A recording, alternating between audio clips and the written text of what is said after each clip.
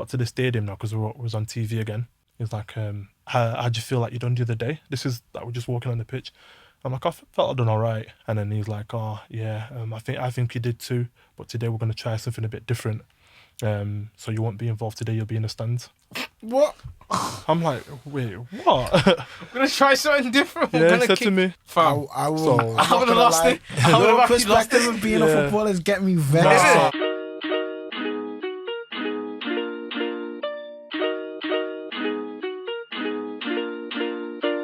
You know what it is, the Front Left Podcast, Front Left of All Conversations. You got myself, Tesla, and I'm joined with... Trésor. That's my name. I was looking like he was going to come with something. I thought he was going to continue as well. And Josh, LFTS in it. Yeah, and we got a special guest in the building. Do you want to introduce yourself? Come on. Henoc Mukendi here with the boys, front left. Henoc. He knows it. He Where- knows it. Where's the name from? Where are you originally from? I'm originally from Congo. Okay, you're the first Congolese person on the... Is it? I think so, yeah. Isn't the Benny first- Congolese? Oh, yeah. No, No, Benny's Angolan, isn't it? It's your best friend. Yeah, he's Angolan. He's Angolan. Okay. Okay, you're the Alright, first Congolese. Okay, yeah, Isn't it? He's the first Congolese one, yeah. Okay. Before we get into the conversation, I have an icebreaker. Come on. Because I was listening to a conversation the other day and it was making me laugh. So I thought, let me ask it when we do the podcast. So, would any of you consider having a spray-on hairline if your hairline was starting to dissolve? No. So, like, No, I've seen it. yeah. I've seen it where, like, when you go to the barber's chair and they put, like, a card, so it's, like, fully... But I've seen that black 90 thing. degrees. Yeah. It's the But spray. How long does that last for? Yeah, I was about to say, So- how long does it last? Is it for a day? I don't know. It depends. So, depending on how thick the spray is Yeah. and how much the person puts on it, it can stay for a couple of hours or it can literally stay for, like, a day or two. Because I've always wondered when I see them, especially in them barber videos, and they Yeah. spray that shit. Yeah. Then I think, are you actually really just doing that for like 5 Effect. hours? And then imagine, like, no, not effect, but Oh. you've got that fresh trim. Yeah. Is that only lasting for 5 hours? And then the next morning you're like, oh fuck. Well, see the combo I listened to. The guy said that like when he started sweating because he went to a rave. Yeah, he went yeah. barber straight to the rave. And he started sweating. And the black. And he was just black going down. People were like, "What the fuck's So I going on?" think this is the same conversation that I had, and I think it was a different guy though, and he was on like the bed or something like Yeah, that. it's the same one. Mark everywhere. Yeah. I had to confess Yeah. to the babes. Yeah. I don't know, because I couldn't. It's like back in the days when you used to have like shit dye.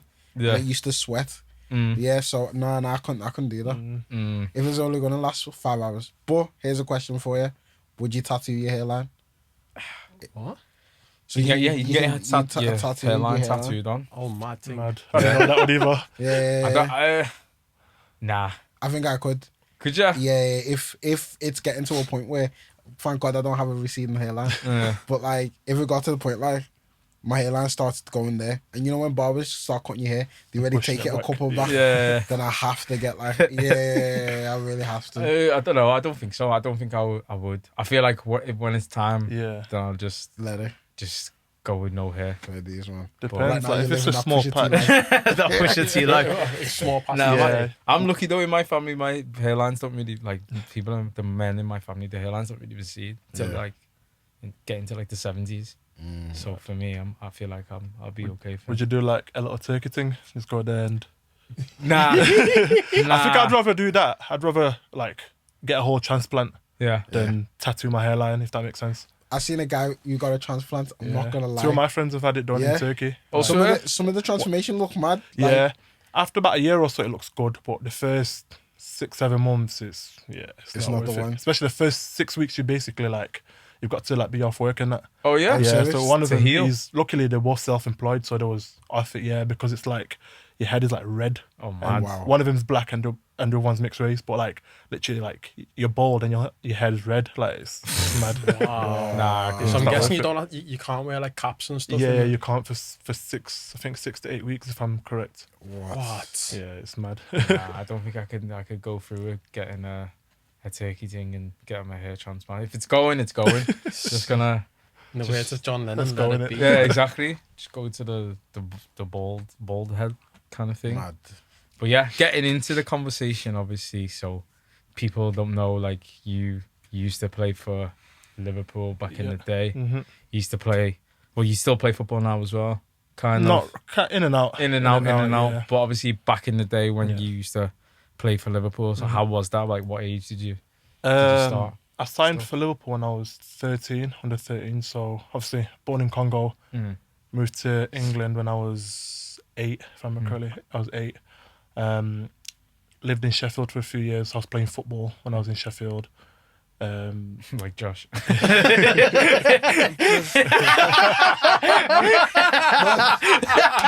a story. I want to hear this one. So when I was younger, innit, because people they never believed I was a student. So the 2 lines I used to say was, I either play for Sheffield Wednesday or I did recruitment today. Depending the age of the woman or the girl. Yeah. I always used to, because I used to say student, people used to look at me like, wow, what the fuck's my man being a student? And we were like 20. Yeah. So I was like, alright, cool. I need to start playing on this thing. So I used to speak to the girl and they were like, oh yeah, what you do? I was like, play ball, you know. 14, Sheffield Wednesday. Because I had to say Sheffield Wednesday because it's not out there. Yeah. But it's not out there. These times there was in like League One or something. There was still a big club in it. Yeah. So you hear Sheffield Wednesday, they were like, cool. But like I used to play, all these mama on it. So everything be like, yo, what does your boy do? Yeah, he plays for Sheffield Wednesday. So when I was like 19, 20, was at Liverpool, and let's say if we went on a team night out. So with what you're saying, we used to do the opposite. Okay. So if let's say a girl or someone was to ask you what do, you wouldn't say you played football. You'd say like, for me, I used to use it all the time. I'd be like, oh, I'm a marketing manager at Sony. Oh, Do wow. you get me? Oh. So I'd be like, oh, how old you? Even though I was 19, I'd be like, I'm 21 because obviously I'm tall and I looked it. So like for years that was like the go-to thing, and I'd like some of my friends would be like, oh, I work in a bar or you know what I mean? Depending on your personality, you'd say like certain things. But then obviously later on when people would find out what you actually do, it's long. It's actually long. I grew up. Nobody ever clocked it, but yeah. So like what you said, you started at Sheffield United, so then I was playing for like how it works in Sheffield United. I was basically, before I moved to Manchester, I signed for the academy, but then my family moved to Manchester. Okay. But I was playing like Sunday League in Sheffield, got scouted to go to Sheffield United, signed there, but then like the week after I signed there, my family moves to Manchester. And then when that happens, obviously, you know what African parents are like. I was trying to go back to Sheffield and stay with my auntie because I'm finding in an academy. Yeah. But my mum wasn't having it. So I just started playing local again, played for a local Sunday League team. And then I was playing there for like six months. These times I was like 13. Playing there for like 6-7 months, scoring a lot of goals. And then the Liverpool scout came in. And he just said like, look, we like the look of you. Like, how would you like to come in for a trial at Liverpool? Gone there, I think I had like a 6-week trial, signed after like 2-3 weeks. And then I was there between 13 till just before my 21st birthday. So I was there for... So like on that journey, did you always know that you wanted to play football, or was it just like something that because you found out that you were like good at it, you thought, let me have a go? I think it's when I found out I was good at it. I always enjoyed playing it, but I don't know, like being in an African household, it was education first, church, and other things, you know what I mean? So for me, when I was younger, it was always like either go to school and become a doctor, or I wanted to get into media, become like a reporter and stuff like that. Or because I used to do a lot of like drama and stuff like that when I was younger, so I wanted to be an actor when I was younger as well. But football was never really like, especially I think growing up in an African household, I didn't really know if they made a lot of money and stuff like that. I just used to watch it. So it wasn't until I was about 14, 15 where I realised like, okay, I could actually go the whole way with this sort of thing. So even when I first signed at Liverpool, I just thought to myself, just see how it goes, sort of thing. So you I was just say, quick question: have you always been like quite tall for your age? Yeah. Okay. Well, my dad now is same height as me, but my dad was 6'8" at one point. Right. Yeah. Wait, how tall are you? I'm 6'5". Okay, so he shrunk? Yeah, he shrunk. Okay. Yeah, he had an accident in work a couple of years ago. He had like a slipped disc and that, so he's got a little bit of a hunch. But yeah, he's same height as me now. My older brother's 6'6", and all my brothers are tall. So Why didn't you try to do basketball? I think it's just because of England, innit? I used to play it when I was younger, but there was not really a Like when I lived in Sheffield, there's a team called Sheffield Sharks. They used to come to like our primary school. One thing you'll notice about me is I've played every sport going. Apart from swimming, I've done every sport. Obviously, man can't swim, but apart from so I've played football, rugby, cricket. I used to do athletics, basketball. Like when I was younger, every single day I was always doing at least one thing. So I was always being very sporty. My dad like brought us up with sports and stuff like that. So just all my family at one point, like me and all my brothers were all in academies and stuff like that. But I think like we didn't really have because when we moved to England, my dad didn't move with us. My dad lives in Paris, so we didn't really have like the male figure in my life sort of thing to be like, okay, cool, do this or push this way and that, you know what I mean? So I think that played a big part in a lot of things. So. What was you gonna? So you said you played up to Liverpool just a week before your 21st. How did you take the news before your 21st that you're leaving Liverpool? Well, it was a bit of a mad one because when I signed my pro at 18, it was Kenny Dalglish who was the manager. Got on really well with him. I had a great relationship with him. Helped me a lot, like develop as a player and as a man, sort of thing. But then 2 weeks after I signed my pro, Kenny Dalglish got sacked and Brendan Rodgers came in. And then as soon as he came in, I got shipped out on loan. Went to Northampton for about 6 months. And when I was there, like done pretty well. I was 18. I went there as a striker, but I ended up playing as a left winger. So imagine me, 6'5", running down the left wing. Like a lot of people used to like look at it funny, like, "Raw, like how are you 6'5" and you're a winger?" It doesn't make sense. But so you feel like they didn't play you in your right position, to be honest? Not my exact position, no, but they still gave me the opportunity because when I went to Northampton, my market value went up. So when I was at Liverpool, I was trying to leave, funny enough, before I signed my pro. Because I feel like I wasn't getting the right opportunities. So I had like Sheffield United, Sheffield Wednesday, Barnsley, Leicester, Derby, Nottingham Forest, a couple of teams.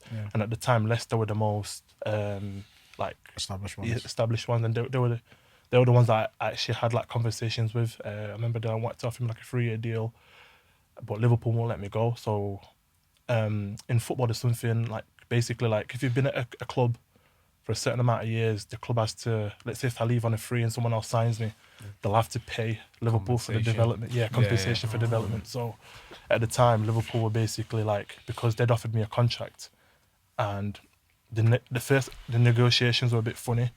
And basically they turned to Leicester and said, "Oh, if you want him, even though he's coming on a free, our fee for him is 250 grand. So Leicester were like, "We're not going to pay that. It doesn't make sense because we're meant to be signing him for free." So then after that, I've gone into Liverpool and I've had to negotiate my own contract as a pro, even though I had an agent. So I've done that, ended up negotiating my deal. Got a decent deal, to be fair, compared to what they was originally offering. And then went out on loan, done well on loan, come back, and my market value's gone up. But then that's when like I went from doing really well to then flipping. So when I've come back to the reserves, my reserve manager's been sacked. My academy manager's been sacked. The academy director's been sacked. I've got a new coach, a new physio, like the whole team. It's kind of like starting again. Starting again. But these times I didn't know the manager. So within 3 days of me coming back to Liverpool from a loan, these times I've been at the club like 5-6 years. Everyone knows I'm established. I'm being told that I'm going to get released in 18 months when my deal's over. Are they already telling you that straight away? Within 3 days of me being back from loan. So why are they telling you? Can they just say that? So if they've made the decision, then I guess I come back from my loan, basically when I was on loan, played like 14, 15 games, scored once, set up a couple. Done all right for the opportunities that I was given. I didn't set the world alight sort of thing, but I was 18 in League 2, you know what I mean? The football played, there's not a lot of football played, it's more long balls and physical battle. But I done all right, you know what I mean? So I come back and then the news that I was getting from Liverpool is that, your new manager's looking forward to seeing you. You're going to get given more opportunities to train with the first team. Because at this time, the reserves and the first team were two separate things. We was back at the academy. So I'm thinking like fair enough, you know what I mean? I'm going to go back, get given an opportunity to train with the first team while still playing reserve games. Got back there, I'm getting told, you're going to get released within 18 months. You're not going to play for the reserves again. You're not good enough to play for the reserves. Jeez. These times I've just turned 19. And then this is when me and the manager started clashing. I was like, I'm 19 years old. First time I played for the reserves, I was 16. I was still in school. So you can't then come and tell me that I'm not good enough to play for the reserves It doesn't make sense because the person that gave my reserve debut was Kenny Dalglish. Like, he's more reputable in football than you as a manager. He was the manager at the time. It wasn't Brendan Rodgers. Well, Brendan Rodgers was the first team manager, but it was a guy called Alex Inglethorpe. He was reserve manager at the time, so I don't know why he just had it in for me, sort of thing. So he's telling me, within 18 months when your contract's up, you're gonna get released. You're not gonna play. Basically your game time's gonna be limited, and basically, like, so at that time I'm thinking I've just come back from a good loan. I know that my market value is like high, so I'm like, well, if that's the case, then may as well pay me up now, and I'll leave, because I knew that 6 months before that, when I signed that deal, I knew that like 7-8 teams wanted me, and I still had their contacts. And then there was like, oh no, we're not ready to basically to release you yet, sort of thing. So at that point, I was just like, well, what am I going to do if I'm not going to play? You know what I mean? And I wanted to get back out on loan, but they were saying no. So That's terrible. And it's actually like blocking like opportunities. You know what I mean? Like, wow. Yeah. But So then, at the time in Liverpool, I'm trying to just paint a picture for people. Like, I think there was Suarez in the first team. the first team at the time, it's when it was almost like when, because after before that, it was like under Kenny Dalglish, we built it back up a bit. 'Cause before that, like, I'm sure most people won't mind saying, but our first team was a joke. Like, some of the players in there was better players in the under 18s at one point than the first team, like in terms of ability. Yeah. And the first team at the time was massive. There was like 30, 40 players. The reserve team, there was 40 players, like a lot of foreign players at the time, which now it's more different. It's more English players. Yeah. So the opportunities to play in the first team were very small. Then when Brendan came, they pushed up a lot of players from the reserves and youth team to train with the first team, like Raheem, Flanagan, all them lot. So which was good for us, because a lot of them were local lads, but a lot of them were on big contracts. So for everyone else, obviously I knew I'm not in that caliber of them lot. They were all internationals and stuff like that. But I was going out on loan and doing well, and coming back and doing well. You know what I mean? So at that time, so that was happening. But it was just like, a lot of it was like, I felt like I was misrepresented at the time because my agents weren't really doing much. Yeah. And also then at the time the club was like trying to take advantage, sort of thing. So at the time when I come back from my loan, at the time, like I said, it was Suarez, it was Daniel Sturridge. Raheem had just broke free, was flying. Jordan Ibe was on the fringe. He was in reserves with us at the time. I think you have Fabio Borini as well. Borini was he just in the first team, but he wasn't really playing much, so he'd play some reserve games and stuff like that. Yeah, so they were like the main like strikers. Yeah. And Andy Carroll was in there at the time, but the same thing with him happened because I think it was like when Brendan came in, he didn't really like playing tall strikers. Yeah, I realised that. He kind of, anyone who's over 6'1". Yeah. So like, I remember having a meeting with them before I got sent out on loan, and they was like, well, Brendan's come here, and the way he likes to play, you're not going to be fitted into his playing style. I'm like, well, he's not spoke to me, he's not seen me play just yet. Yeah. Even though I'm big, I don't play long balls. I want the ball to my feet, you know what I mean? And then, so that happened. That's why I got sent out on loan. So once they've come back, obviously the reserve guy is telling me like, oh yeah, your opportunities are going to be limited and da-da-da-da. So I was like, okay, cool. Like, if that's the case, then pay me off. And they're like, well, the club's not willing to pay you off at this moment of time. This, that, the other. And then for me, I was thought, well, it's a bit of a slap in the face, because if they paid me off at the time, it'd have been a good amount of money for a kid at that age, at 19. I could have got myself a little house or whatever, and then I could have moved somewhere else. You know, because at that time, teams were still interested. And at that time, I was like motivated. I was driven, you know what I mean? And then for the rest of that season, that was my first year pro, I didn't play one reserve game. So first year pro, and you just kind of so the year that I'm actually meant to be a reserve team player, I didn't play one reserve game.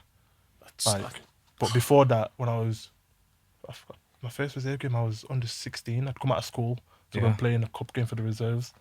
So I remember at the time it was like we went to school in Rainhill. So I'd moved over from Manchester. I went to school like me, Raheem, and Dave Molly, one of my friends.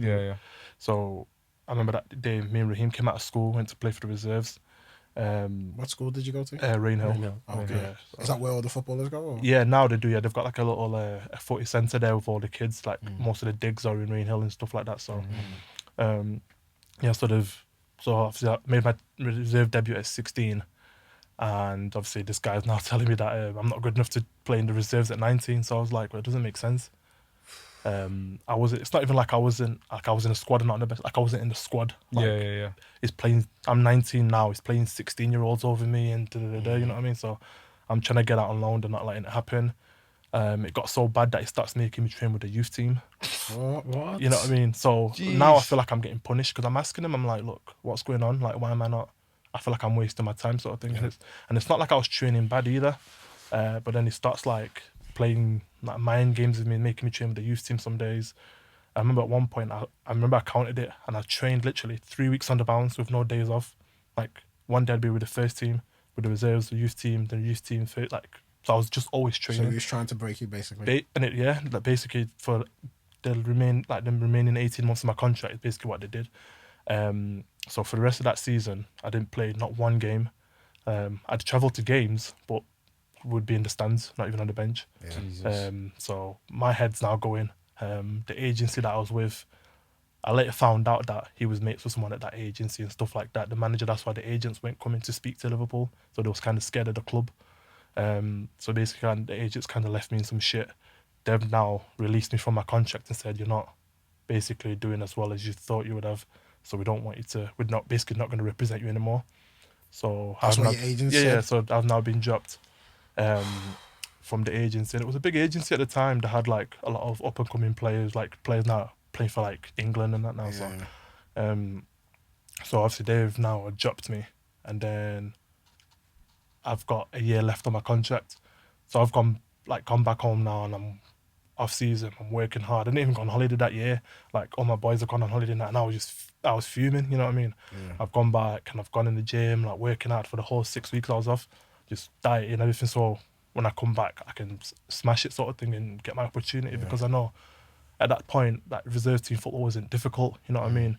Others that were in my year group were flying and they was getting opportunities with the first team and that, and I'm just kind of like getting left behind. You get me? So when that happens, come back in the new season, and I'm thinking, okay, cool. Like I'm fitter than everyone else. I'm flying through like pre-season, and then it come. I think it was, what was it? I think they went to America that year, or was it Australia with the first team? They took a load of reserve team players. So it was like that year I'd have been a second year reserve team player. I think there was 10 second years that year. 8 of them went. It was me and another kid called Bayo, if you remember him. Yeah. Bayo was from Guinea, Portuguese kid. Everyone else went away with the first team except for me and Bayo. So the same thing that was happening to me was happening to him. That's mad. Yeah, so we've stayed back with the basically the under 18s, and then everyone else has gone away with the first team on pre-season tour.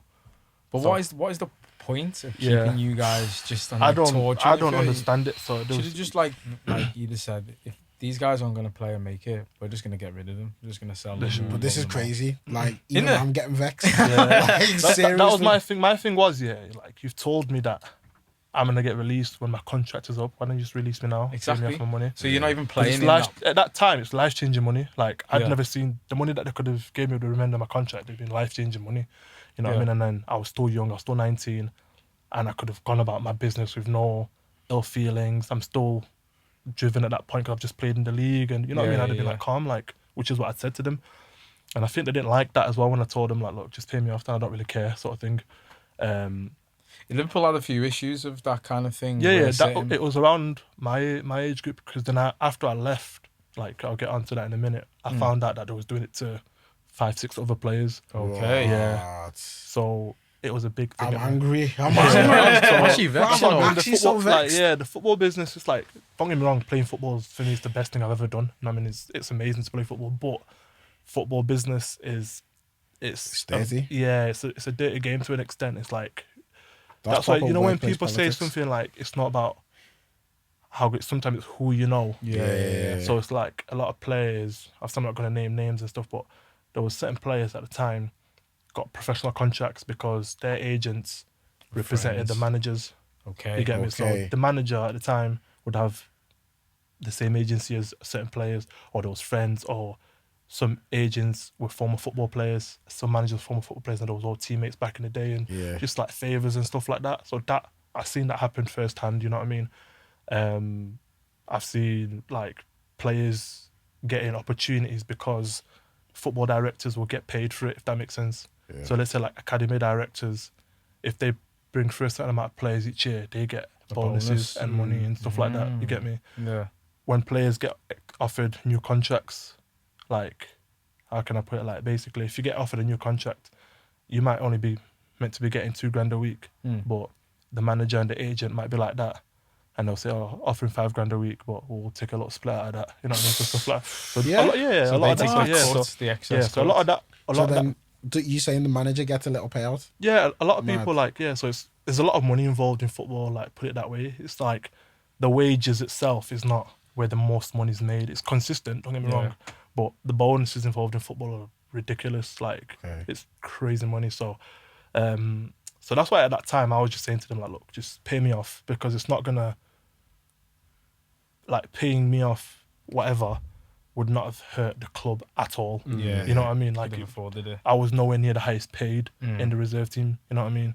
So paying me off my contract wouldn't hurt. It wouldn't even hurt the academy. Never mind the first team. You know what I mean? But it was just like, nah, adamant on just keeping me there, just training every single day. I felt like I was almost like a lab rat. You know what I mean? Like, 'cause some days if the first team needed someone tall, because I remember one time they was playing. Funny enough, Andy Carroll was still at Liverpool. Yeah. But he was on loan to West Ham. I think he was allowed to play against Liverpool or something.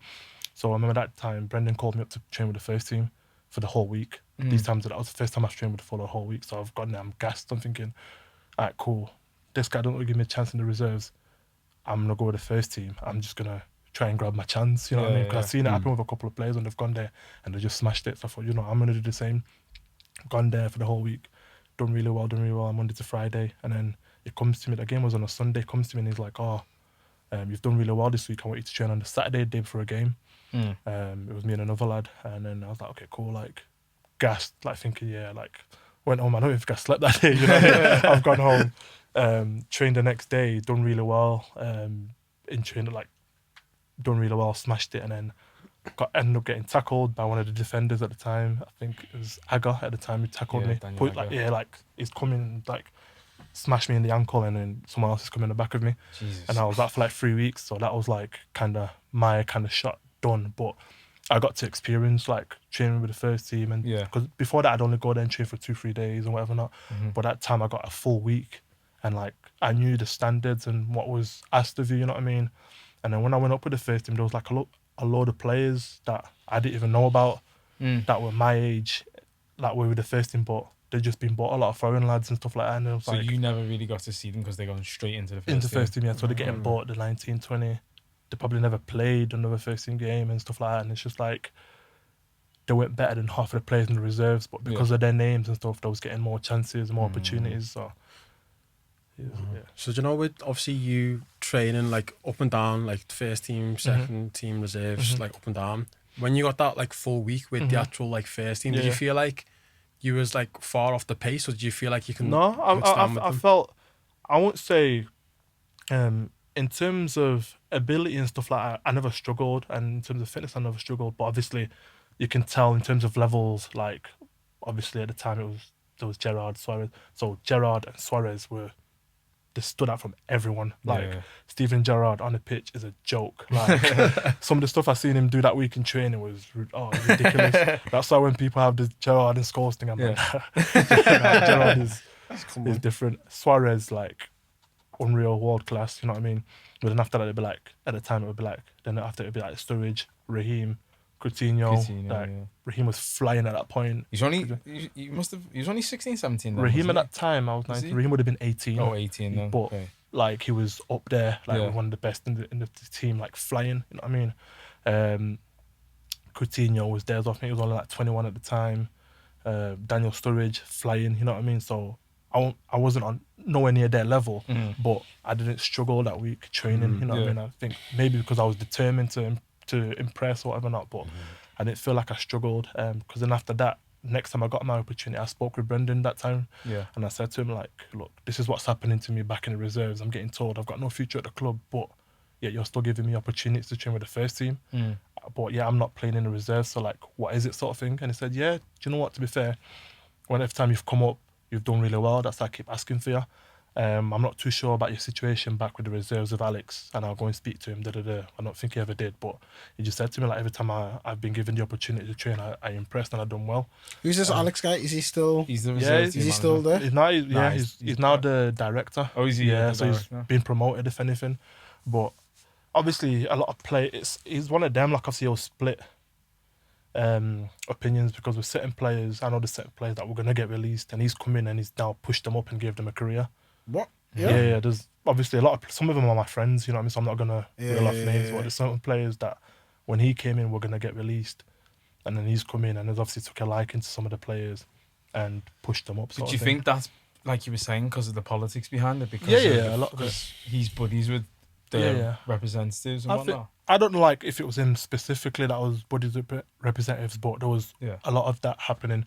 And, like, how can I put it? Like, I think it was almost like our age group. It was like, and our age group was like Adam Morgan and all them lot. Oh, yeah. The age group was like Flanagan and that. But I think when they came in, they wanted to do a bit of like a regime change. So like certain players that were like part of the old regime were getting shifted out, while the other player and then bringing younger players through, if that makes sense. So I think that was like a lot of like politics with that happening, sort of thing. But in terms of when I went up with the first team and trained with them, I never really felt out of place, you know what I mean? And I feel like I should have been given more opportunities compared to what I had, sort of thing. So it was one of them where, like, whenever I went up, I just felt like I had to prove myself so I could even play reserve games, you know what I mean? Just so I can like get myself out there. What was kind of going on at home then? Because at home at that time, life wasn't the best at home at that time. Like I said before, my dad, when we moved to England, my dad basically, for like a lot of like political reasons and all that kind of stuff, he couldn't come into the country. So my dad had to move to live in Paris. So, and it was all right because he speaks French and that, so it's calm. But then my mum ended up remarrying, and then with my stepdad, he was just really non-existent, if that makes sense. He didn't really step up to the plate and to do his duties as a stepdad, if that makes sense, because it's almost like he pursued my mum, you know what I'm saying? At the time, my mum had 4 boys, So if you're a grown man and you're going to pursue a woman who's got 4 boys, you know what I mean? You should at least be willing to play an active dad role. I've never really done that, you know what I mean? At the time, when I was going through issues with my agent, I remember saying to him, like, look, can't you even come in and chat to them? Because what's happening is borderline bullying, you know what I'm saying? I'm 18, 19, and I'm like, just you need getting support. you know what I mean? I never really had that sort of thing. So like the situation at home wasn't the best, so most times I wouldn't even go back home that much. Even though it was only 30 minutes down the road in Manchester, I'd rarely ever go back home. Just stay in my little apartment in Liverpool, or when I was in digs, I'd stay in my digs. So that was kind of, I think that took a big part of it. So that was like what was going on at home at the time. My older brother at the time was playing as well. He was at Macclesfield in League 2 playing, and then I think once he got released, I think the home situation kind of got to him as well. So home life at that time wasn't the best, to be fair. So you was at the club when the whole Evra Suarez thing happened then? Yeah, I was, So it was a bit, How was that? Because obviously Liverpool as a football club, people don't know, like, they supported Suarez in a time where he was like basically found guilty of racially abusing Patrice Evra, and obviously the club came out to support with the so I think t-shirts at the time when that happened, I think I was about 17, 18, so I didn't really understand it at the time. I didn't know what was happening, and then when I found out, at that time we had a lot of Spanish players, and then we had 2 black Spanish kids at the club. So they spoke fluent English and fluent Spanish, and then because for me I was trying to understand it, because I'm like, obviously what he's saying, if I heard that, I'd be like, that's racist, you know what I mean? But then I remember the time we had 2 black Spanish kids, and they was like, oh no, they were basically on Suarez's side, saying like, look, in Spain that's not deemed as racist sort of thing or whatever. Not Cavani just got recently in trouble so with it that as well. And what did he say? Basically, in Spain or the southern countries, they use the term negrito, which means like little black person, but obviously that kind of derives from, you know, all the other words. So in that culture, they kind of say that it's not derogatory, basically. But the context for Suarez, though, it was kind of how he said it. what happened. It was almost like in an argument kind of way. So for him, it was a lot more volatile. Because Jamie Carragher came out recently, said like kind of apologized, didn't he? Because for me, obviously at the time, Oh, did he actually say that? Yeah. He said on Sky Sports, he said we got it wrong as a club. Yeah. Because I remember at the time, even I was in the youth team at the time, 2011. It was like basically came down from the first team that whatever you do on social media, don't mention anything to do with it. The only times we ever got told not to say anything on social media was around like the Hillsborough thing and stuff like that when it was happening in court. But that with the Suarez thing as well, we also got told like don't engage with any content about it, don't like or comment on it. If someone asks you for your opinion, just don't reply. You know what I mean? Because at the time the club was under a lot of heat basically. And then obviously they came out with the t-shirts and all that kind of stuff. So it was the whole thing was a bit mad at the time, if that makes sense. So. Glenn Johnson wearing it and that. I won't say too much. He's a bit of a... No, he's black. He's black. One's wearing their supporting Suarez t-shirt. Yeah, but then, and again, you got peer pressure, didn't it? Probably because the rest of the team did. But he's a grown man, you know what I mean? But he's also like, did you see the thing not too long ago with Saido Berahino? Where Glenn Johnson was on TalkSport and they was talking about Saido. Obviously at the time, Saido has struggled with a lot of stuff like off-field. Good player, like sick. But he struggled with a lot of off-field matters. And then Glenn Johnson, I think it's just after retired, went on TalkSport and started slagging him off. Yeah, I remember seeing something about that. Yeah, so it was like kind of threw him under the bus. This time Sadio was trying to come back to England and do well for himself. He was like, in terms of the black community of footballers, you're like an OG sort of thing. You should People look up to you. Yeah, so you should be helping him, not throwing him under the bus. You know what I'm saying? Like, I think he told like a couple of stories where like basically painted him in a really bad light. And especially on TalkSport as well. The callers that you get on, exactly. They're the type to they're the type to lap it up and be like, he's got a bad attitude. And that's the thing, and that whole painting people who's got that's the same thing that happened to me in the end, because then now, because I'm not playing, like I'm now starting to get angry. Obviously, when I've come back my second year, I'm now starting to get angry when like there was a lot of, at a club like Liverpool, especially even in like the reserves and the youth team, there's a lot of young players with big contracts. So there's a lot of egos, you know what I mean? Yeah. So there's certain players that might be in a big contract, but they're not better than other players on smaller contracts, if that makes sense. So there'd just be a lot of egos. And I remember like there was one, I think I can't remember if it was first year or second year, but it was basically like we got told not to go out. I think was it Boxing Day or New Year's Eve or something like that. Usually I used to love like a little Boxing Day night out, you know what I mean? Because it was always off. We all do. So with the reserves, we never used to have games during the Christmas period, but we'd be training. Yeah. But between like the 23rd to like the 1st or 2nd, it'd give us days off. So we'd just use that to party. So if I remember correctly, I think it was New Year's Eve.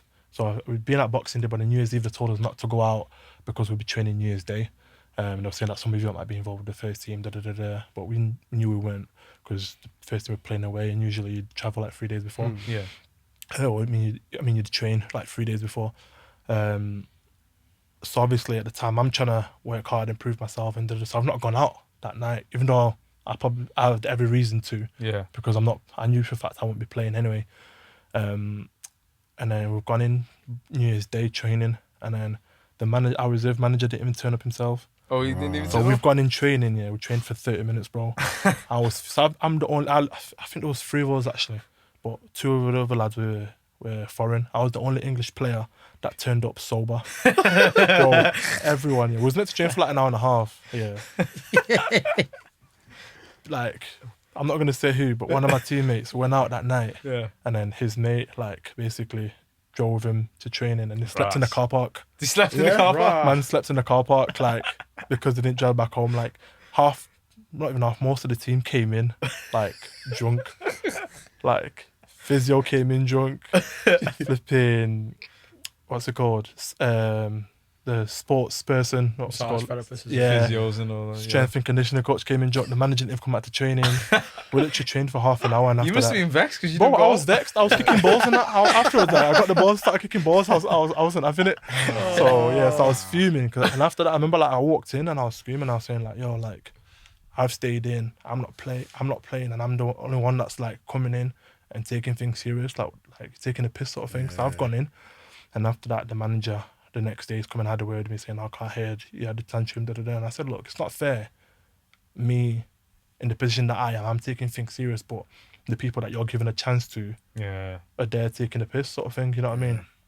But then after that, like the response he gave me was something that I didn't really want to hear.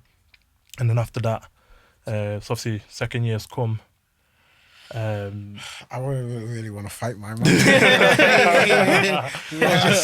getting angry. Nah, like it's really pissing me off because we all get this in life. There's that one person that is wants to be your oppressor for no reason. Lost an opportunity. Yeah, you see, like my thing was, like you see, if I was disruptive, if I was a dickhead sort of thing, there's always one person like in the team. You know what I mean?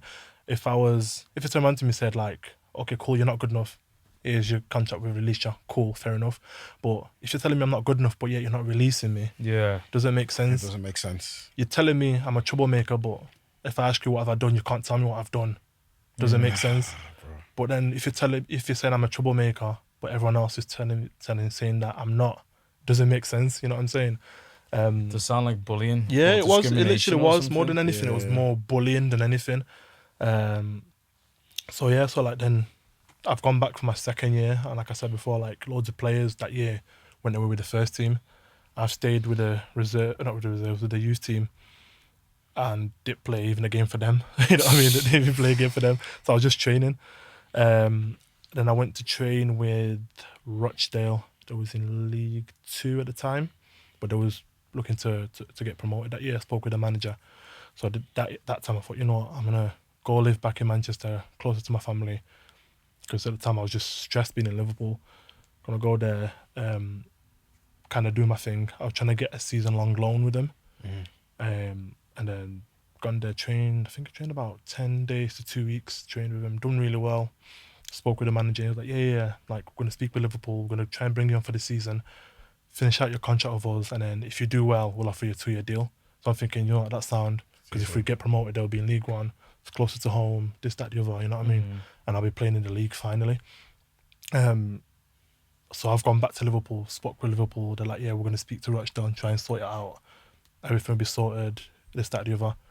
So I'm now like, this was on the Friday, I'm now packing my bags thinking on the Monday, I'm going to Rochdale for the season.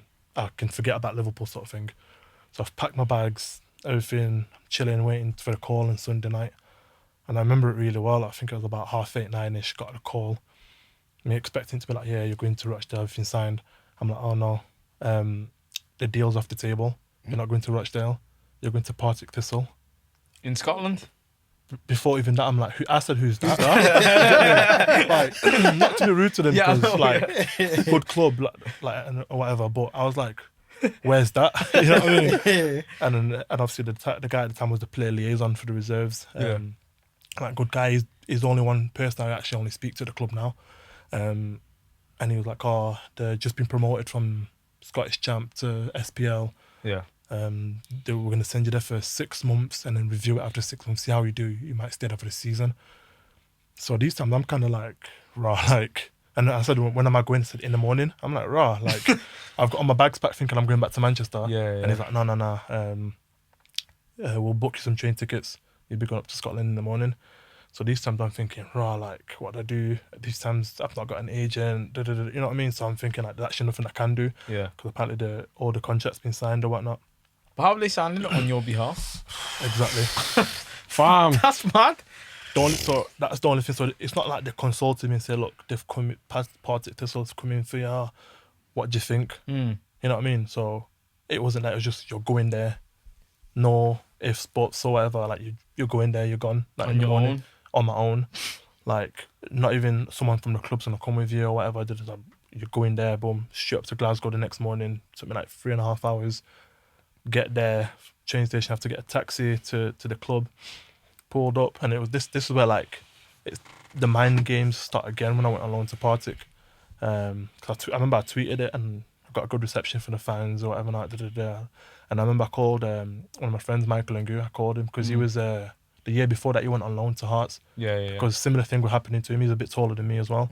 So they've sent him out on loan because just telling him like your opportunities are limited. Da, da, da. I thought they loved But tall no, they players. loved him. They Yeah, loved him. like He was at Fellaini Liverpool and as all well. that, He was man. flying. Yeah. But with him, like he was getting. Obviously, they couldn't really do to him what they did to me. One, he had a good agent.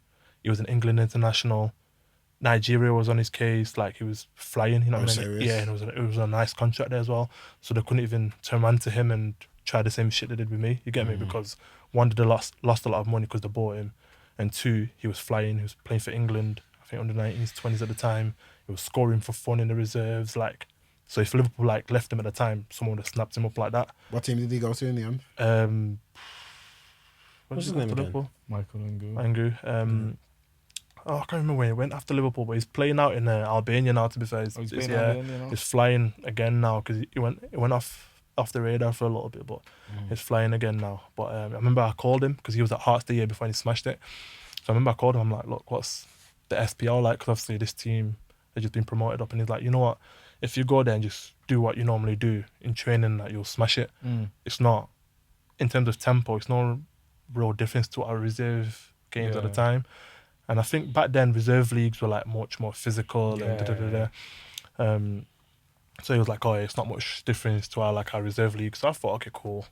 I've gone there. So I've got to Glasgow, jumped in taxi, got to the stadium, and there's like 6, 7, 8 cameras outside, paparazzi, you know, and I'm thinking, rah, like, what's going on here? You get me? So I'm thinking, like, rah, what's going on? So anyway, I've jumped over and people like in my face with the cameras are there. Someone's from the club's come out, gone in, signed all my deals and stuff, and I'm getting showed around the club, like, small little club, but it's nice, like, well run. And then they've put me up in a hotel. I was in a hotel for about a month while they're trying to find me, like, accommodation and stuff. This was still, like, in pre-season. And then I've played, literally, I think it was every pre-season game, played for them, done well. They played me as a winger, which, again, I was like, you know what I mean? Put me as a number 9, you know what I mean? But they played me all, I think it was like 5 or 6 games in pre-season. They played me all the games as a winger. I thought I'd done pretty well. And I thought I was one of the better players in the team at the time in terms of ability alone. So I'm thinking, okay, cool. I think I'm going to have a good season here. Like, Scottish Prem, if I smash it, I can leave Liverpool in January sort of thing, you know what I mean? Yeah. And then the season comes and I didn't play one game. So I didn't play, like, literally. Actually, no, I played 5 minutes of... So basically, first game of the season comes, I'm thinking, like, smashed it pre-season. Remember when BT Sport came in? Yeah. So the first, if I remember correctly, I'm sure it was the first ever game on BT Sport was a Scottish Premier League game, Partick versus Dundee. So we was live on BT Sport. I'm thinking, like, sick. So I've booked all my family tickets, all 10 of us, booked everyone tickets to come up, booked them all in the hotel, some of my friends, so it was like 15 people. So I've paid all this money to get everyone up, because I'm thinking I've done well in pre-season. I'm going to start, or I'm going to come on at least do something, you know what I mean? That happens. I'm on a bench, like, names I'm on a bench. I'm thinking, okay, like, I'm going to stay level-headed. I'm new. I'm only 19. Scottish Prem, like, cool, we're on TV. I should play some part in today's game. Game ends 0-0. I didn't come on, so I'm thinking, like, rah, like, what's going on?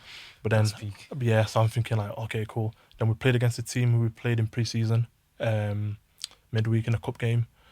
So I'm thinking, okay, because we didn't win at the weekend, I should surely start against this team that we beat 3-0. I think I set up 1 or 2 that game as well, playing as a left winger. Absolutely ran him ragged. Same thing happens, I'm on the bench. I'm thinking, like, rah, what's going on? You know what I mean? And then that game was, I think it was Joan and I've come on, and then we've ended up winning, but I was involved in the goal that we scored. I've come on I come on in the right wing, I think, that game. Like, before that I was playing left wing predominantly. He brought me on as a right winger, saying to me, I'll cut inside and try and shoot and all this kind of stuff. And then, so anyway, I've come on, played a part in a goal or whatever. I'm thinking, okay, like, now you can see what I can do. So surely now, at the weekend, you're going to start me, or at least give me half a game or whatever. And then that game, I remember it well, was playing Ross County away. So if you know anything about Scotland, like, Glasgow is kind of like down here, and Ross County is like right at the top. Yeah. So imagine from Manchester to Glasgow is 3 hours, but from Glasgow to Ross County is 3.5 hours. Jeez. So we've gone there the night before, travelled about 3.5, 4 hours, got there, everything's good, trained well that week. I'm thinking, like, I'm going to start, and it says nothing to me. Next game, we've got everything done, the pre-match prep at the hotel and all that. we've got to the stadium now at like 12 o'clock because it was early kickoff, 1:30. Got to the stadium now because we was on TV again. At 12 o'clock, he's pulling me outside in the stadium. He's like, "Oh, come out on the pitch. I'm going to have a chat with you," sort of thing. So I'm thinking, like, he's going to tell me that I'm starting, tell me my roles and stuff like that. He's like, "Oh, how'd you feel like you done the other day?" This is like, we're just walking on the pitch. I'm like, "I felt I'd done all right with the opportunity I was given for 5 minutes." And then he's like, "Oh, yeah, I think you did too. But today we're going to try something a bit different. So you won't be involved today. You'll be in the stands." What? I'm like, "Wait, what?" We're gonna try something different. Yeah, he said to me, "We're going to try something different. So you won't be involved today. You'll be in the stands." Fam, I would So- I would have lost it. I would Your have actually lost perspective it. of being a Yeah. footballer is get me vexed. Nah. Like, it's Yeah, actually so- pissing If I was in me your off. position, yeah, and he I'll said have to to me, fight "I'm going back." to try something different," I'll be thinking, "Okay, I'm either starting Or we're gonna Yeah. play a or different going to play me position. in the position that I'm supposed to be playing." Yeah, so Oh in my my head, I'm I'll have to thinking, start scrapping. I'm thinking he's going to I play don't give a me. fuck. We're going to try something different. I'm thinking, you're going to play me number 9. You Yeah, get me? yeah. I'm thinking, Get my this is chance my now. shit. This is my game. You get Yeah. me? Play me number 9. He's like, "Nah."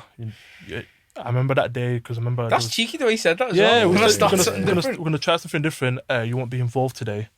I'm like, "Wait, what?" I remember just my face had, and I So, just, did you ever ask him why you're not playing me? I'll get onto that. In a Okay, minute. okay. The whole, this is where like Fucking hell. when this happened, like I'll get onto that in a minute, but that's where like my whole head just went. Yeah. So bearing in mind, so I've played a couple of games in pre-season. I thought I was doing Yeah, all right, you yeah. know what I mean? But then after that, I was never involved again. Bearing in mind, when I went to Northampton the year before, I was always in the squad. Yeah. You get me? So I was always on the bench, sort of thing. So some games, I think I started like 80 games, and over like 7, 8, I came off the bench and came on. Yeah. But then others that I didn't come off the bench, I was always in the squad. Basically, I was always involved. Yeah, AD yeah. Boothroyd, like good manager, gave me the opportunity, and because we had a big squad that year as well, you know what I mean. So, but because I'd done well, I was always in the squad in League 2, you know what I mean. With this one, I wasn't in the squad, playing youth team players ahead of me. So like in Scotland, they didn't really have like a reserve thing. It's just youth team and then first team. Putting youth team players on the bench, making them play ahead of me. Like guys that won't even get into Liverpool's youth team are playing ahead of me. You get me? So I'm losing my head because every day in training I'm smashing it. Players are coming to me saying like, "Why aren't you playing? Have you fell out with the manager?" Like it got so bad that even the physio, because at one point I done like, I think I got a kick in my shin, so I was out for like 2-3 weeks. And then I was doing some work with the physio, like some running before training and that. And he said to me like, "Have you spoke with the manager?" I'm like, "About what?" Sort of thing. He said like, "Why have you not played? Like, because you've come here on loan, you should be playing. I watch training every single day. You're doing well. It's not like you're struggling. You know what I mean? Like, have you fell out with him or what's happened?" Sort of thing. I'm like, "You know what? I'm glad you're asking this because you're part of the coaching staff. Can you do me a favor and like have a little chat with him to find out like why I'm not playing?" Because I've had a chat with him and he keeps saying to me, "Just wait for your opportunity, wait for your chance, wait for your opportunity." And then he was trying to sell me the dream that I'm going to be there for the season. You get me? So he's saying to me, "Yeah, we spoke to Liverpool, we might extend it, da-da-da." So then he kept saying to me, "Wait for your opportunity." So these times, that's why I'm like, I'm not losing my head just yet. So I'm chilling, yeah. So, yeah, so, and then, so this is where like, and then, yeah, so they're saying this to me, da-da-da-da. And then the physio comes back to me after a couple of days of me, like, obviously saying to me, "Can you find out what's going on?" And then he said, "I just spoke with the manager and he said it's above him why you're not playing." What? And I'm like, gonna lose these it. times I'm like, right, like, he said, obviously don't, at the time he said, obviously don't say nothing to the manager or whatever, because obviously I'm doing you a favour. And then he's turned around to me and said, "Yeah, basically the reason you came here is because the chairman knows someone at Liverpool and they're doing someone at Liverpool a favour, getting you out the way." Oh wow. Because they said, basically, he said like I was just wasting away and doing nothing at the club, so they're getting me out the way. So just bringing me up north where no one's going to be keeping an eye on me, knocking my market value down and then just getting me out the way. Wait, why is that? What is going on here, bro? So But I that's- don't. What I don't get is though, yeah, like okay, they tried to put you out the way or whatever. But why didn't Like- they let you go on loan to Rochdale though? Why did they You make tell you go me. all the way? That's proper slimy because This at least is in actually Rochdale, slimy. That's what I'm you'd have been saying. with your family and stuff. Exactly. But they send you all the way to Scotland on purpose, knowing you won't even play. Exactly. My thing was, why didn't you just when I first came back from Northampton, Just release me down. release me? Like, you're gonna pay me a nice money and I'm at your You So know what I they just trying to fuck up your life, basically. basically. So for what? You know what I mean? Because it's not like, How did this make you feel about the whole level of football now? bro, I was till now it still lives a bit of a sour taste. Yeah, I can in my mouth. imagine. But at that time, I was still trying to make it, because now I'm like, yo, like playing football. At the time, it's not hard. You know what I mean? I'm playing for one of the biggest teams in the world in Liverpool. Mm-hmm. So, if anything, I'm among, in terms of my age group in the world, I'm among elite football players. You know what I mean? Because I was training each and every day with players now that are in the Prem. You know what I'm saying? Playing against players that are in the Prem and won World Cups and everything. You know what I mean? So, like, I never struggled. You know what I'm saying? So I knew I had the ability to do it. I knew when I got to like 16, 17, I knew I was never going to make it at Liverpool. Yeah. But I knew I could have used Liverpool as a platform To have a decent career. to have a decent career, you know what I mean? But it was just the mind games, and it was just unnecessary, you know what I mean? And you can't even sue these man for this shit, man. Because a lot of things go unseen. So if this physio never told me this, I would never have known anything. So then, without knowing this, you start questioning yourself. You start thinking, am I really as good as I think I am? Am I good enough? Why am I not playing? I'm 20 years old. Why is a kid in a Scottish team, in a youth team, playing ahead of me? Yeah. You know what I'm saying? Like, or why is he even on a bench ahead of me? Like, because I don't know if you know, but just being on a bench alone, you get a bonus. You know what I mean? Yeah. So it's now fucking up my money as well. You know what I mean? So, like, so the whole thing was just like, it's now starting to get to me, sort of thing. And then he comes to me and says, yeah, basically, the chairman at the club is an ex-player, knows someone at Liverpool. It could be your youth reserve manager. It could be basically someone at the club who's sorted this out for you to come. Who do you think it is? I think it was the guy who was, at that time, he's now the academy director, our reserve manager, the guy who was clashing with You think he was fucking up? 100%. Because the way, the whole thing, it gets worse in a minute if you think that was the worst part. So, because this is where, like... Wait, hold on. How long have we got left? We're on about an hour. Okay. I'm going to try and quicken it up. No, we need part 7. I'm going to quicken it up. I'm going to try and shorten it. 7, man. But basically, so when I found this out, I've now called Liverpool. I'm like, yo, like, I know I'm not going to play here. The manager and the chairman are trying to, like, fuck with me, sort of thing. Like, I want to come back. And I remember I called up the manager himself, like, Alex Inglethorpe, and I was like, I remember speaking to him on the phone. And then he's turned around to me and said, you're going to come back here and do what? You know you're not going to play, so you may as well stay up there where you've got a better chance of playing. I'm like, well, but I'm being told that from the chairman, I'm not going to play. Yeah. So I'm wasting my time. I'd rather be down south, closer to home. I've got an apartment in Liverpool, you know what I mean? Close to my friends. I'm doing nothing here. I'm not even in the bench, you know what I mean? And then Liverpool was like, nah, you've got to basically stay there until the remainder of your contract. And if you come back, you're going to get fined and discipline and all that kind of stuff. So I'm like, okay, cool. I'm not making any extra money being here. I don't want to lose money, you know what I mean? So then, obviously, I'm meant to be back. My contract was signed from up until January. But then, I think it was like, if I remember correctly, I'd done a Christmas night out with them back in Manchester. But then, it was the week after the Christmas night out, so it was like a week before Christmas. The manager comes to me and said, yeah, you've not really played much. Do you want to go back home early to Manchester? You can spend Christmas with your family, and obviously in January you can go back to Liverpool, sort of thing. I'm like, yeah, like, fair enough, I'll do that. I said, okay, cool, train this week, and on the Friday you can go back. You don't have to travel for the game or whatever. They was playing Celtic away or something like that, if I remember correctly. You don't have to travel for the game. You can go back home, and then we'll message Liverpool and we'll tell them you've got our blessing. So this is he's told me this on a Monday, and I'm meant to going back to Liverpool on the Friday.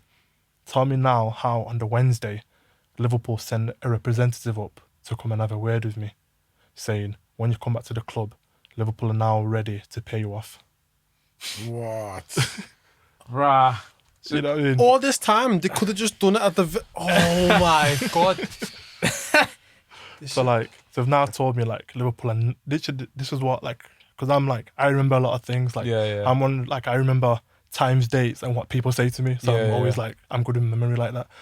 So I remember the guy said to me, like, yeah, basically, he's come up, drove up, and he's like, where I was living is come pick me up. It's like, let's go and grab some food or whatever.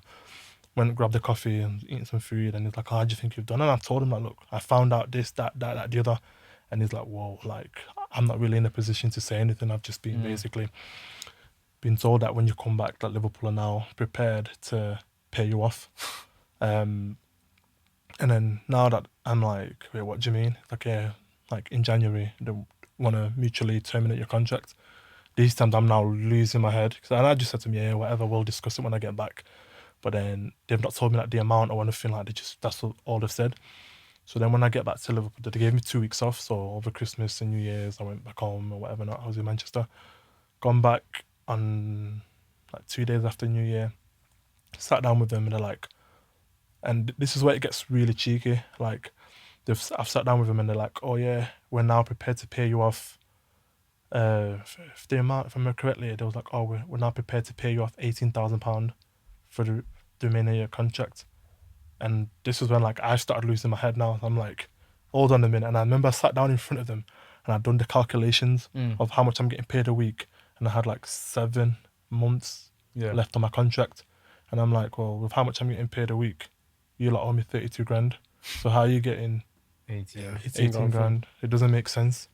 So basically they've done that. And then another day of negotiations to come back again. Okay, cool. The club will give you 20 grand. No, I'm not having it. Okay, cool. Another negotiation, 24 grand. And in the end, we got to 28 grand and we'd kind of agreed on it.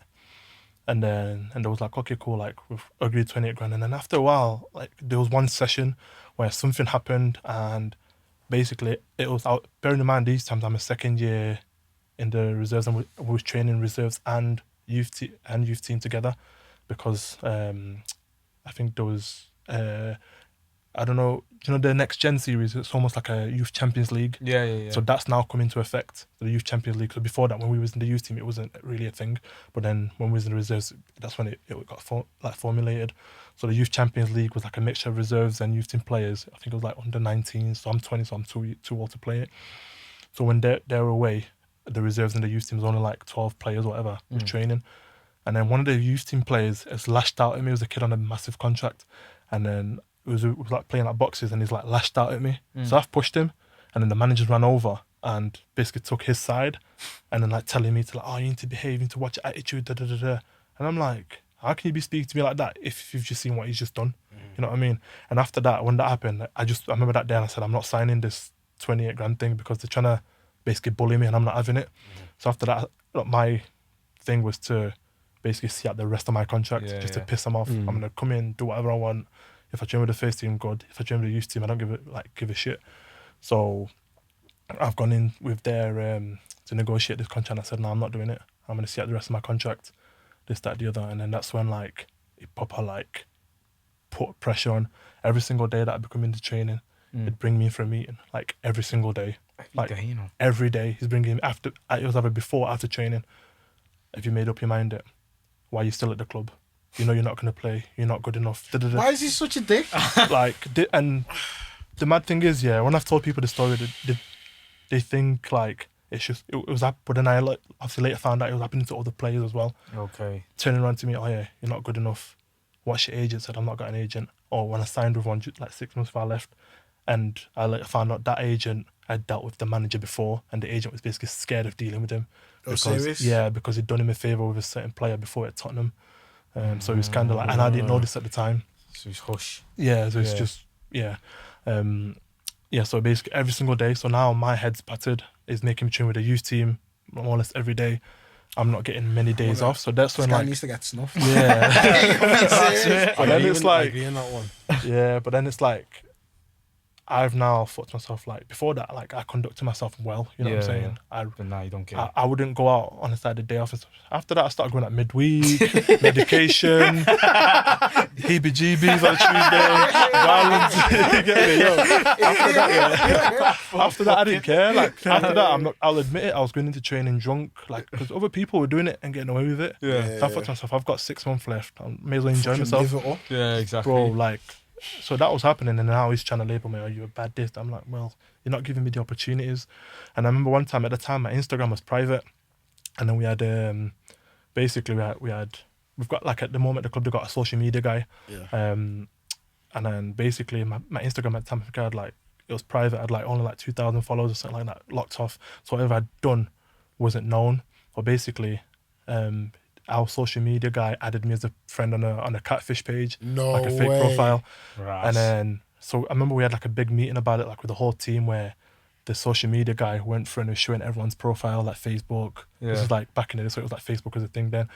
Facebook profiles, Instagram profiles, people's BBM chats and stuff like that. It added people on BBM, like it was a whole madness. And I guess what I got in trouble for? What? Smoking shisha. Like I literally had a video on my private, it was on my private Instagram, Yeah. I just smoking shisha and blowing into the camera. Like, if I remember correctly, he was the guy. He was trying to get me. He was trying to basically trying to find me a week's wages, and I wasn't having it. You know Swear what I mean? some people smoke cigarettes and all sorts. Bro. This mad. Wow. So yeah, so basically it was a whole thing, like going back and forth.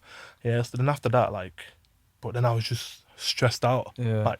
Like majorly stressed out. When you like were released and stuff, what was the next step? Did you have any like support or? I did well. Not, in terms, Or not did you, I did like, have move support. No, I didn't have no support at all when I first left. Like there was zero support. And the worst of it even came after, because remember, like I said before, when I went to sign my pro contract, I had a couple of clubs interested. So I spoke with a few clubs and I was like, look, I've just been released from Liverpool. Can I come in and train with a couple of clubs? A couple other clubs are like, look, we'll offer you a 2-year deal. We know who you are. We know what you're about. You're still only 20 years old. Like, we'll offer you a 2-year deal, 1-year deal here, 2-year deal, 3-year deal. Like, I had like 6-7 clubs interested. And then at the time, the agent that I had at the time, he was trying to take me abroad because he was like he didn't have the strongest of connections in England or whatever. Not. So I tried the abroad thing, but I wasn't really feeling it. Where did you go? Germany. Okay. To a third division team, yeah. But at the time, I was just like, but I went there like after pre-season, I just wasn't fit at all. You know what I mean? Because when I come back, because I didn't have a club, I didn't go in there until like 3 weeks into pre-season. So they're already way fitter than me, way ahead. And like my head was just battered from what's happening in Liverpool. And then I wanted to stay in England. And then after that, it was like, I started going to like all these teams that I was pursuing. So if I remember correctly, it was Leyton Orient at the time when it was in League One. Swindon, there was in League One. Sheffield United, I think were in League One or the Champ. Sheffield United, because obviously I'd been there when I was young. When I spoke to them, they basically said like, there's a contract on the table for you, 2-year deal. You'd be in the reserves 1 year. Second year, you'd be like full-time training with the first team. First year, you'd be playing playing reserves, training first team. Second year, you'd be like a first team, like full-time player. Obviously, we might send you out on loan or whatever, but the opportunity's there for you. So I was like sick. So I mean, I've come back from Germany. I started pursuing all these like, I remember Leyton Orient, I was meant to be going there on trial. And then the manager called me, Russell Slade called me, and it's like, I remember it was like, he's called me like, oh, listen, Mukendi, I've heard you're a good player, but I heard your attitude stinks. This, that, the other. And I'm so like, whoever's at Liverpool's kind of spread that. But how are they gonna take their word for it without actually just at least inviting you? Because I've seen some players who are way worse than way worse. I remember hearing about, we've seen it with Nile Ranger and stuff. Man got like 15 million my thing chances. was, like, I don't know, you know, Nile Ranger's chances kind of like, his kind of ended.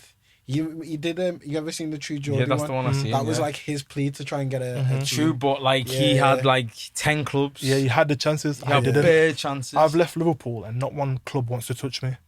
Bearing in mind, I've been at Liverpool for 7.5 years and I'm only 20 years old. Like, and bearing in mind, I remember the Sheffield United one it was a bit of a kick in the teeth because it was like my hometown club sort of thing. Yeah. I actually like travelled there, got there, and I'm being told, did you find out?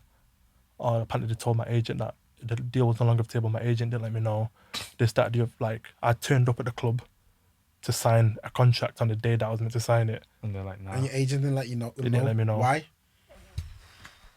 You This got Liverpool screwed thing over, runs man. deep. Yeah, you know, it was does. deep. It was deep because it affected me. Like, I suffered with like depression and that for years after it. You know what I mean? Imagine. Even when I was there, like, because I wasn't playing, like, my head was gone, so I started drinking. Before that, I never really used to drink. You get me? So because I started going out clubbing, I was just trying to forget it all. So I started drinking, and I just started drinking like a lot. You know what I mean? And even after that, like, when I left the club, trying to like keep fit, you can't keep fit on your own as you can training with a club, if that makes sense. Don't have that push, So when I was trying to, let's say like, so basically I tried to go to Sheffield United, pulled off the table. Leyton Orient, pulled off the table.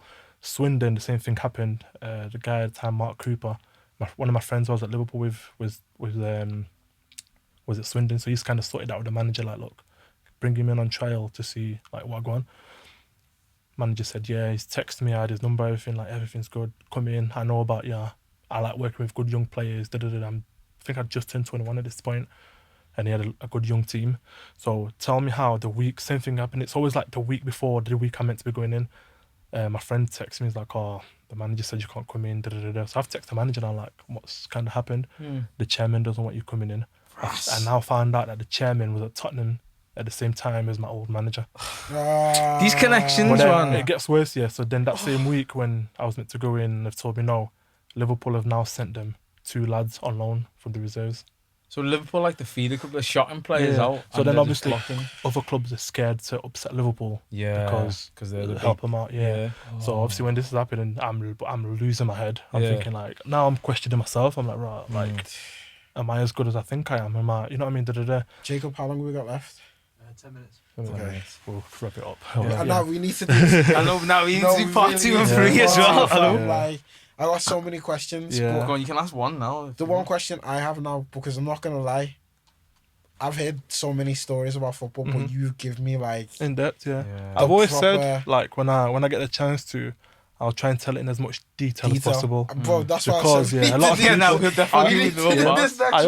always say to a lot of people, like, a lot of parents, I'm like, I've seen players even with more ability than me. I'm not trying to say I'm a world beater or nothing, but I've done really well. You know what I'm saying? Yeah. I was called up. I was called up in my national team with Congo or whatever. Oh, that's an actually. I'll go into that another time. With the Congo team. Didn't I'll, we get I'll down touch to that. that? Yeah, I'll touch that one on another time actually with the whole thing, because that one will vex you proper. Wow. Jesus. I'll see if we've got time in a couple of minutes. You're coming back next week. But yeah, so basically, like, I've seen players that have got way more ability than me Yeah. get treated in the same way. Like players that I remember at the time, certain people were like, they'd get released and their head would just go. Yeah. I remember one kid never played football ever again. and Fam, stuff I like would that. stop playing football. to be Literally, I honest. remember I'm not going to say his name, but one of my mates played football with him. Got released 6 months later. Imagine, he's from Liverpool himself, and I seen him working in Tesco, bro. Yeah. Added on a lot of weight, like chin, everything. Like, it was, bear in mind, like, he was mostly like good at physical, like It just must kill it mentally. yeah. It can does. kill you up. And that's one thing, like, I always speak about on Twitter a lot. It's like the mental health support in football is non-existent. non-existent. It's like, But then the career paths as well, you don't have there's nothing more to there's fall more back being on. done now. Don't get me wrong, I've spoken with a few people at PFA and with the Premier League and even with Liverpool and stuff. There's more being done. We can touch on that another time. But back then there was nothing. Nothing. At all. So like, Nothing. me as a 20-year-old kid, I've been there since 13. I've left and it's not even like they didn't even help me to find another club, which It's I found just on your bizarre. own kind You of know what I thing. mean? They didn't Yeah. even say to me, even if they're not going to make the phone calls to me, they didn't even say, like, here's 10 numbers for managers or something, or here's Yeah. a couple of, you know what I mean, or nothing. There's nothing like that. So obviously then after that they're blocking down my paths to play sort of thing. Yeah. So then after that, like, I fell into depression. Played like a couple of non-league clubs, but that wasn't really for me. It's a different world in non-league. So I've gone from like training every day since I was 12, Playing 13. with Gerrard and Suarez to Yeah. So Yeah. being told to run down the channel, playing long balls. I'm like, never done this before in my life. You get me? What is So- this? Yeah. So like the whole thing was just, I don't know. It was proper mad. And I always say to people, like, be careful, like, what you wish for when pushing your kids to play football. Because don't get me wrong, the statistics of how many kids that play football to how many make it is very slim. yeah, And then from how many make it to the ones that would be making 100 grand a week is even smaller. it's even smaller. Yeah. So I was going to ask you this question. Now, you're our age, innit? I've just Yeah. turned 27, yeah. Yeah, So we're now going to be like in the future dads and stuff. Mhm. What if your son tells you, "No, I want to play football"? Oh yeah, I'd push him in it. Oh, But I'd serious? let him know. Yeah, 100%. I've not lost the love for playing, but I just wish I had someone to say, look, this can happen. I wish I had. That's what I was gonna say. Because you've been through that. Yeah, You yeah. now have the experience Mhm. of knowing what Yeah. to do Mhm. and what not. And to a lot do. of I look at it and I look at like a lot of people that made it. One of the things that I think played a big part in it is having a male figure there, whether it's their agent who's like an uncle or whatever, or if it's the dad, granddads or whatever. A lot of people that I say, oh, I think made it really big, whether it's an older brother or whatever, I think it's because they had that male support of like, okay, cool. If this doesn't work, we're going to do this. If you know what I mean? Because at the end of the day, at 18, you're still a kid. And like, even at 20, you're still a kid, you get me? I feel like if I have a son and he wants to play, I think at like the age of 12, 13, I'd let him know, like, to make it, you've got to, one, work harder than everyone else, but there'll be people there that won't like you for reasons that you'll never know. You get me? But you can't get discouraged with it, and me as your dad will try and help you as much as possible, you know what I mean? So I don't think I'd ever let my experience ruin my son's experience, you know what I mean? But I think I'd be more aware of it, and I think with a lot of parents, they need to be aware in like kind of know like what goes on behind the scenes and stuff like that. So I think that's the most of it. But I mean, we could have gone on for another like 3 hours. I'm just getting so angry. Yeah, you know, we definitely have to I'm bring you really back. steaming. Do part 2, 3, and 4. Like serious. Nah, for real. Because I think like even like aside from the football and that, like obviously I could go on all day with like football stories, but for me the worst part was afterwards, you get me? Because I'm 21 now, 22, 23, 24, 25, dealing with depression. Yeah. But the people or the club or let's call it an organisation, which is worth billions, that I gave so many years to, couldn't support me, you know what I'm saying? And it's only up until the last like 18 months where I've got back in touch with certain people at the club and certain opportunities and so on, which are working well. But like, I feel like I was let down quite a bit, you know what I mean? I think they have noticed that, and there's a lot more being done to help like young players and in terms of like support in the careers and after careers and stuff. But I don't know, it is a mad sport. It is. The pressures behind it, because it's glamorized so much. You don't really see the background and the effort that you put into it, and like you were saying, like you need things like the support and the right 100%. People around you to push you. But is anything left to plug? Because we're gonna finish off. To plug, I'll be bringing out my own sports podcast very soon in the month. Okay. I'll be announcing that soon on my Instagram and my Twitter. But apart from that, not much really. I'd like to have you guys on it as well when I get started. Definitely. More than But I'm just there to listen, man. It's coming soon, man. Don't worry. But you man got anything to plug? I got nothing to plug, but I'm hungry. His belly's been going. Can hear a rumbling. Turn around, it's like. No, I can see it. It's been going off. It's been going off. But that was the Front Left podcast. Obviously, we were joined with Henoc. Obviously, we're gonna get him back for part 2, etc. 3 and 4. Yeah, because there's a lot to unpack. I don't even want you to spoil it now. Like, I was gonna say, if I get a little spoiler now, you want to hear the story now. So the fire inside me now. Man wants to do temperature clear. If I ever see that director, trust. But hopefully you're giving a good insight for the back of house stuff of what happens in football. So obviously we're gonna have another conversation like that 100% soon. But that was the Front Left podcast. Obviously, anyone who hasn't listened before, you can find us on Twitter at Front Left Pod. You can find us on Instagram, Front Left Podcast, and that's us. Over and out. Peace. Amen.